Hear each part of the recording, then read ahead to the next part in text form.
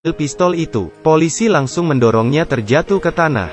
Mereka pun mulai berkelahi. Polisi baru saja akan menangkap pria itu. Pria itu membentur kepala polisi, lalu menendang kakinya, kemudian memukul wajahnya. Polisi membalas memukul, namun polisi itu dipukul dan terpental. Pria itu mengambil pisau, bersiap ingin mengakhiri semua, tapi dia malah dipukul oleh Ling. Ling pun merasakan sakit di tangannya. Ketika pria itu menarik rambut Ling, polisi itu mengirimkan sebuah tinju. Saat keduanya sedang berkelahi, tanpa sengaja polisi itu tertusuk, dan membuat keduanya terjatuh. Polisi bersiap akan memukulnya, tapi dia ditendang oleh pria itu. Saat itu juga polisi melihat pistol di sampingnya.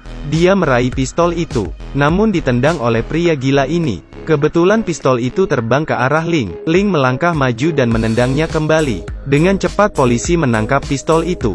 Melihat situasi ini, pria itu melarikan diri. Polisi melompat dari jendela dan mengejarnya. Berlari cepat masuk ke dalam hutan. Tiba-tiba di bawah kaki Ling ada sesuatu yang terjatuh. Ternyata itu patung dewa. Ling mengambil patung ini.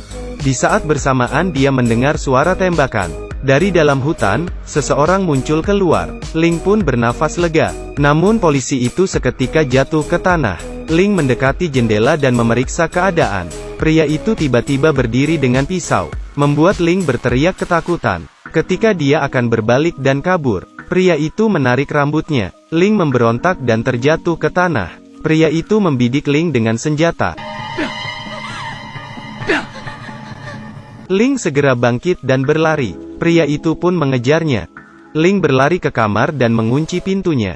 Dengan tembakan, seketika pintu itu rusak. Ling yang melihat situasi itu langsung melompat ke bawah.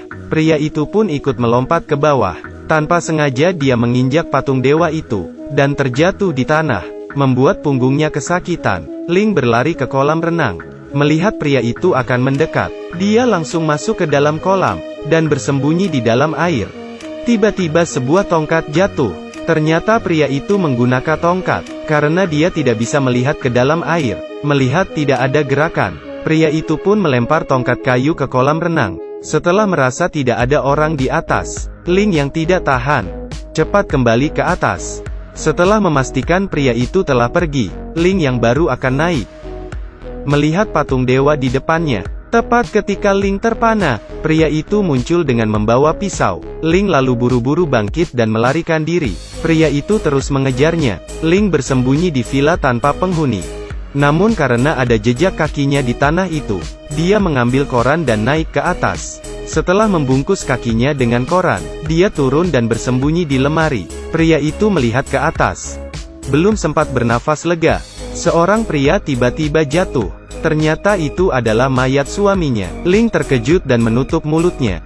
Dia lalu mendorong suaminya. Tiba-tiba seekor kecoa mendekatinya. Ling yang ketakutan mengeluarkan suara. Kebetulan pria itu mendengar suaranya. Dia pun berbalik dan turun dari tangga.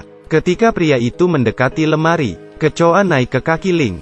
Ling ketakutan, mendorong lemari dan bergegas keluar. Seketika membuat pria itu terjatuh. Ling memastikan tidak ada kecoa di tubuhnya. Kemudian menggunakan patung memukul kepalanya. Setelah beberapa kali pukulan, pria itu pun tidak bergerak lagi. Ling lalu segera mengeluarkan tubuh suaminya, memeluk suaminya sambil menangis. Saat itu juga, pria ini terbangun, melihat wanita ini ada di depannya. Dia mengambil pisau dan menyerangnya. Ling yang ketakutan berbaring di tanah.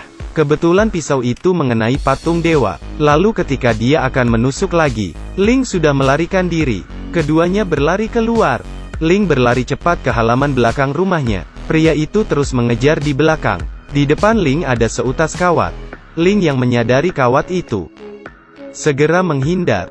Namun pria itu tewas karena tidak sempat menghindar. Ling melihat pemandangan di depannya. Dia berteriak ketakutan. Setelah semua tubuh mayat dibawa pergi, Ling duduk di depan patung. Melihat patung itu dengan ekspresi aneh. Perlahan kecepatan mengupas apel di tangan semakin cepat, dan tidak sengaja memotong jarinya. Sikap Ling tiba-tiba berubah aneh. Entah apa yang akan terjadi selanjutnya. Akhir film yang mengejutkan.